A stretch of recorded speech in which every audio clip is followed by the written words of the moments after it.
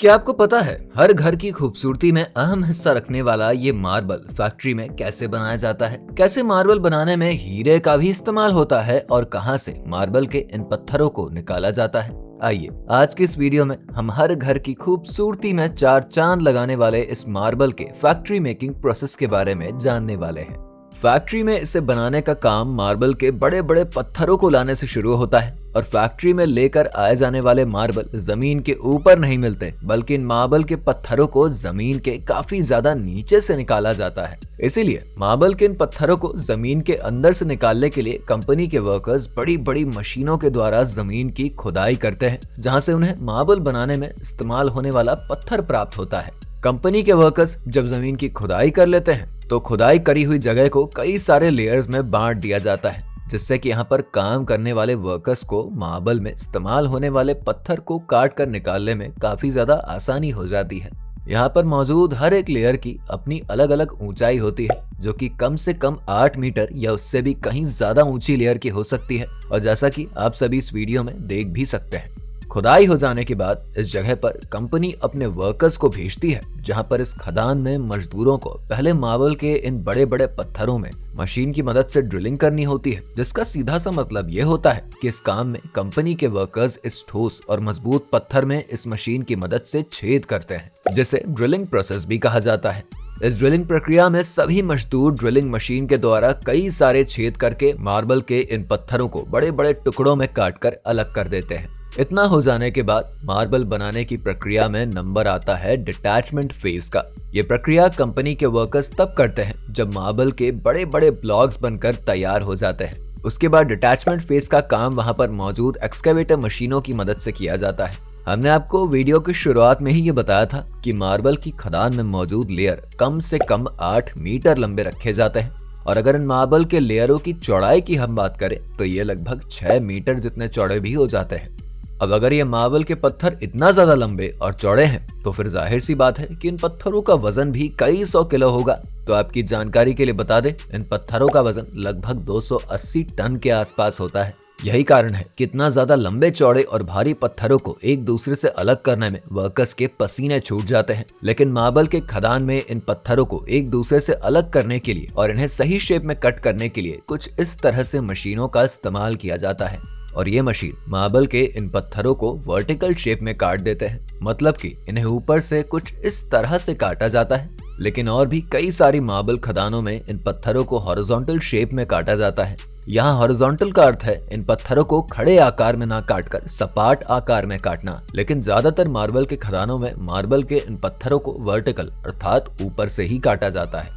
जब मार्बल की इन खदानों में मशीन के द्वारा इन पत्थरों को बड़े बड़े टुकड़ों में काट लिया जाता है, तब इन ब्लॉक्स को कुछ इस तरह के 2 व्हील लोडर पर खदान में स्थित सिलेक्शन सेंटर तक ले जाया जाता है, जहां पर इन बड़े बड़े मार्बल के ब्लॉक्स को टेम्पररी तरीके से रखा जाता है। यहाँ टेम्पररी शब्द यूज करने का मतलब ये है कि यहाँ से जल्दी ही मार्बल के इन ब्लॉक्स को वर्कर्स और मशीनों की मदद से हटाकर दूसरी जगह पर शिफ्ट किया जाता है। लेकिन इन्हें शिफ्ट करने से पहले इन सभी मार्बल के ब्लॉक्स को पानी की मदद से यहाँ पर मौजूद वर्कर्स अच्छे से धुलते हैं।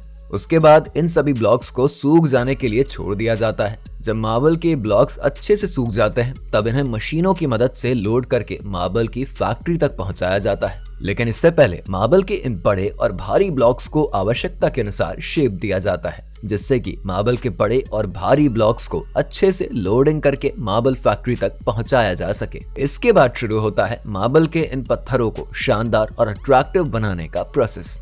जब ट्रक से लोड होकर मार्बल के पत्थरों को मार्बल फैक्ट्री तक ले जाया जाता है तो कुछ समय तक इन पत्थरों को फैक्ट्री में ही एक खुले स्थान पर रखवाया जाता है। उसके बाद धीरे धीरे यहाँ से मार्बल के इन भारी पत्थरों को एक एक करके फैक्ट्री के अंदर उस मशीन तक ले जाया जाता है, जहाँ पर इन पत्थरों को काटा जाना होता है। इन पत्थरों को फैक्ट्री में मौजूद वर्कर्स सावधानी पूर्वक इस कटिंग मशीन तक लेकर आते हैं। इसके बाद मार्बल के इन बड़े और भारी पत्थरों को मशीन के ऊपर कुछ इस तरह से रख दिया जाता है। मार्बल फैक्ट्री में मौजूद इन मशीनों में बड़े बड़े और धारदार ब्लेड्स लगे होते हैं, जो कि किसी भी मजबूत और ठोस चीज को पल भर में ही काट कर अलग कर सकते हैं।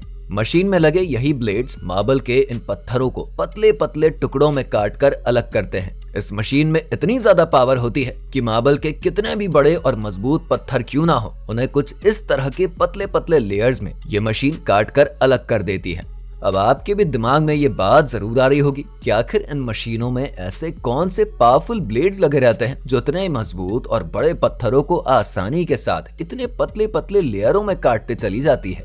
तो आपकी जानकारी के लिए बता दें, मार्बल के इन ठोस पत्थरों को काटने के लिए डायमंड का इस्तेमाल किया जाता है। ये बात आपको भी पता होगी कि डायमंड सबसे ज्यादा ठोस और मजबूत धातुओं में से एक होता है और इसकी कीमत भी काफी ज्यादा होती है। इसीलिए मशीनों की ब्लेडों पर इन हीरों का इस्तेमाल किया जाता है। लेकिन मार्बल के पत्थर भी कम कठोर नहीं होते हैं और समय के साथ जब इन ब्लेड्स पर लगे हीरे घिस जाते हैं तो दोबारा से इन ब्लेडों पर हीरे लगाए जाते हैं।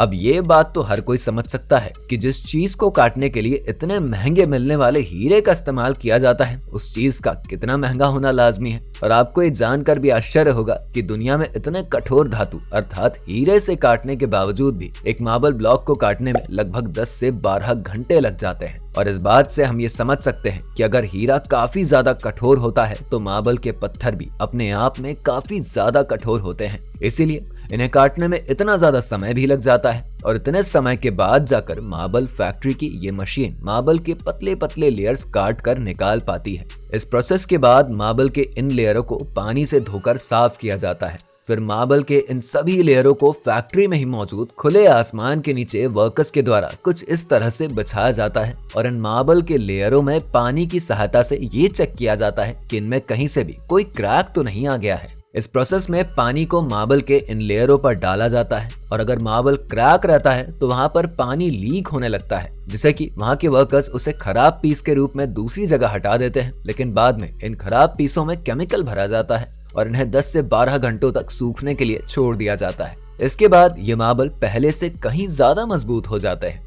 इसके बाद अब बारी आती है इन मार्बलों को परफेक्ट शेप देने की, जिसे वहां पर मौजूद वर्कर्स मशीन की सहायता से एक बेहतरीन शेप में ढाल देते हैं। फिर इन मार्बलों को और भी ज्यादा चमकदार बनाने के लिए वहां की मशीनों के द्वारा इन्हें पॉलिश किया जाता है।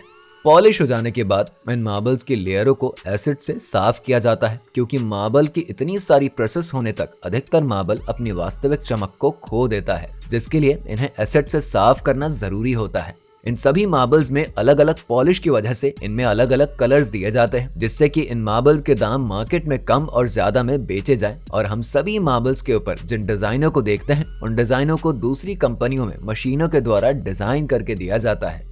तो ये थी हमारे घरों और ऑफिसों में लगाए जाने वाले मार्बल की फैक्ट्री मेकिंग प्रोसेस। वैसे आपके घर में किस तरह के मार्बल्स लगाए गए हैं हमें बताना बिल्कुल ना भूलें। अगर वीडियो पसंद आई हो तो वीडियो को लाइक और शेयर जरूर करें और अगर फैक्ट फिक्शन के चैनल पर आप आए हैं पहली बार तो वीडियो को देखने के बाद सब्सक्राइब जरूर कर दीजिएगा।